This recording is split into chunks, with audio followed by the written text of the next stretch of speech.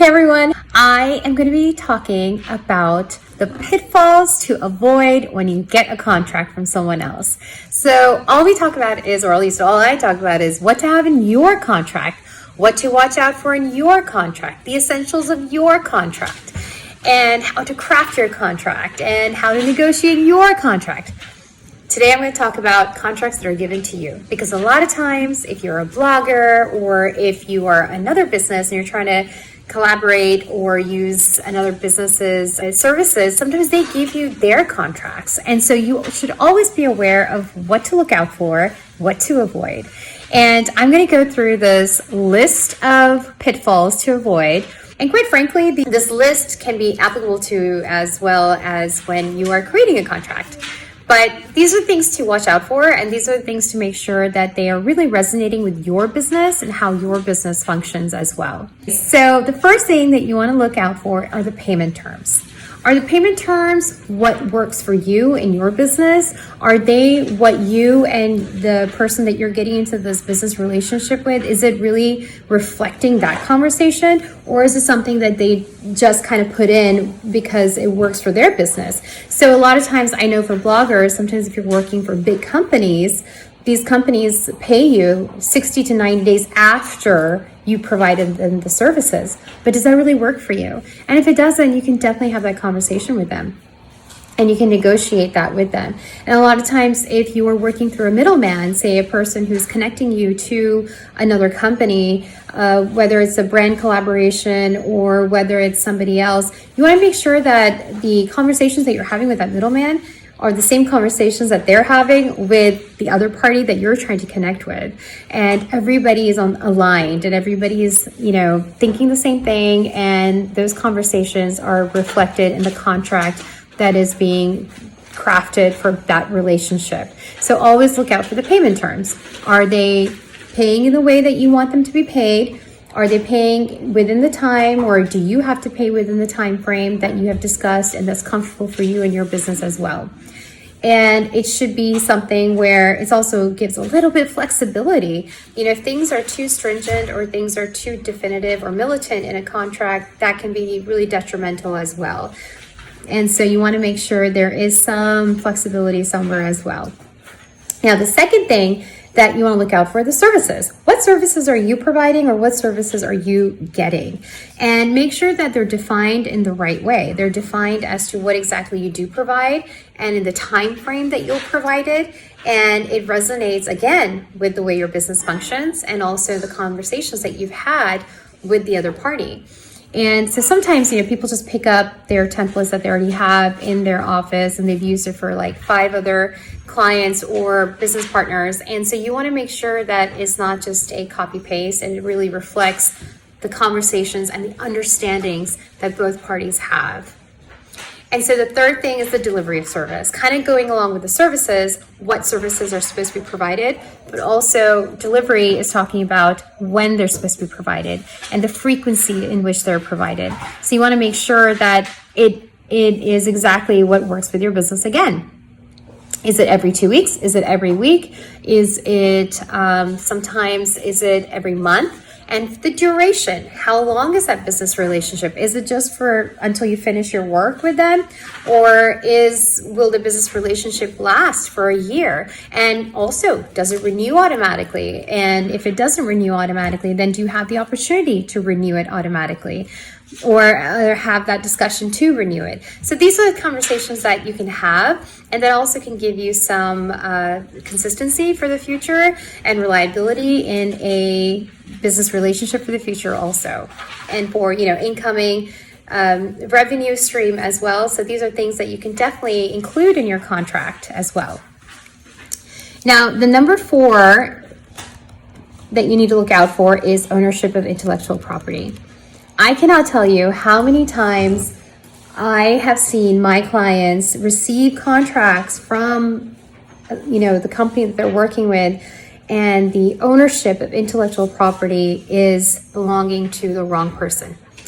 Essentially, their intention was not to either give away ownership or to retain ownership. So you want to make sure that the contract, the intellectual property side of it, or ownership of property, really reflects the understanding. And what that means is that who owns the content, the work that is being created? Who owns that website? Or who owns the blog posts that are being created?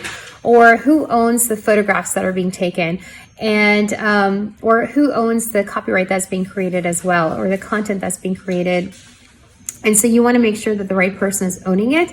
And if there has to be given any licenses to anybody, then that's also included in the contract. So there's no confusion and there's no fight afterwards, because the last thing you want is to be a made for hire, and you're not meaning to do that in your contract. So look out for made for hire, look out for assignment of ownership, and make sure that it is what you are intending to do.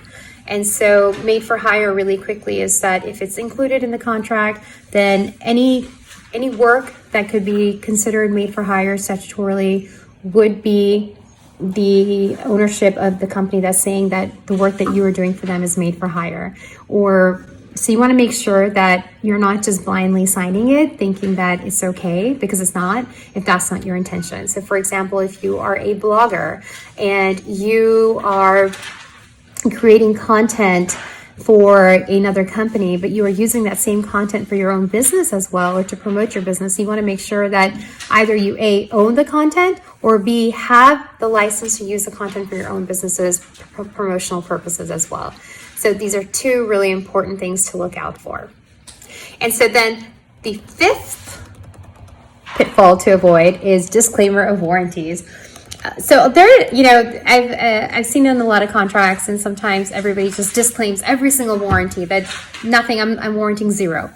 The reality is that you can't just warrant out in a contract. You can't write off responsibilities in a contract sometimes. So essentially, when it boils down to it, if you're going to be sitting in court, you just might have to be responsible for something, even though you're saying they signed away their life. And so you want to make sure that whatever warranties that are being signed away, though, that you're okay with it, and don't just sign it just to get that contract or to get that account, because sometimes if things do become bad, then those are the things that bring you down, and you want to make sure that you're avoiding that, or at least covering your bases where you're protecting yourself and your business.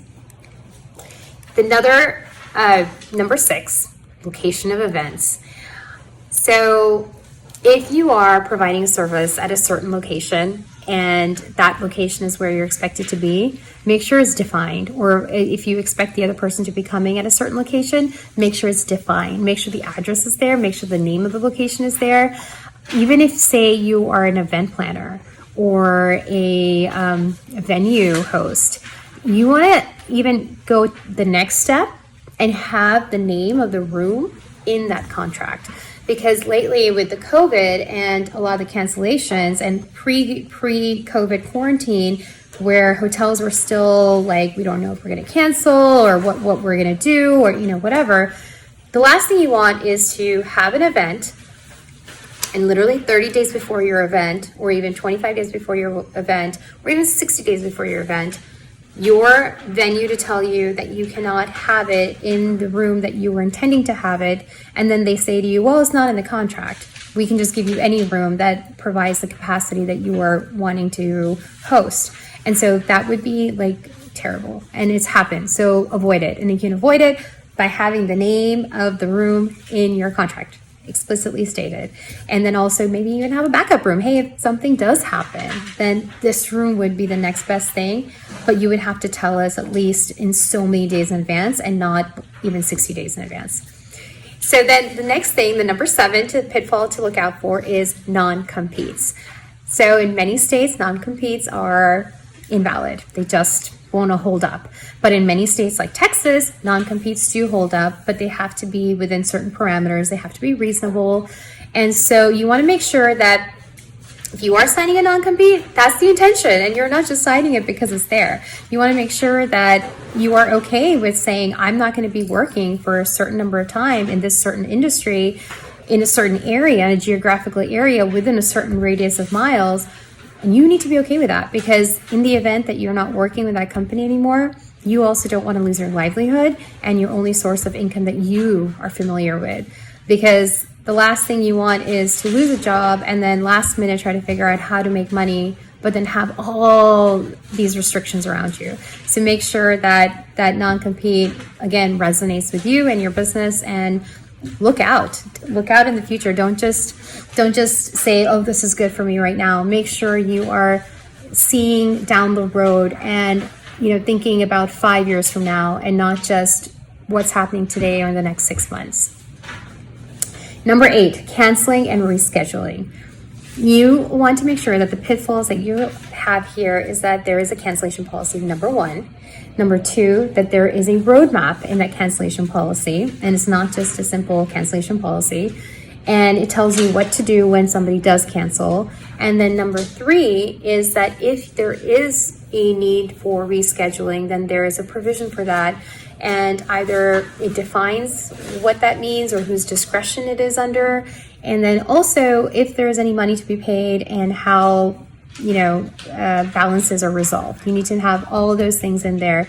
And it shouldn't just be biased towards one party or the other. It should be equally leveled off between all parties in the contract. Number 9 is the force majeure. And the force majeure pitfall to avoid is to, 1, not have one. You need to have one, make sure it's there.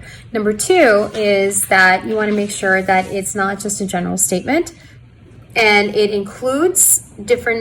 identifies different types of force majeure events, but also it does include a general statement as well, that anything else that just, is out of the control of either party.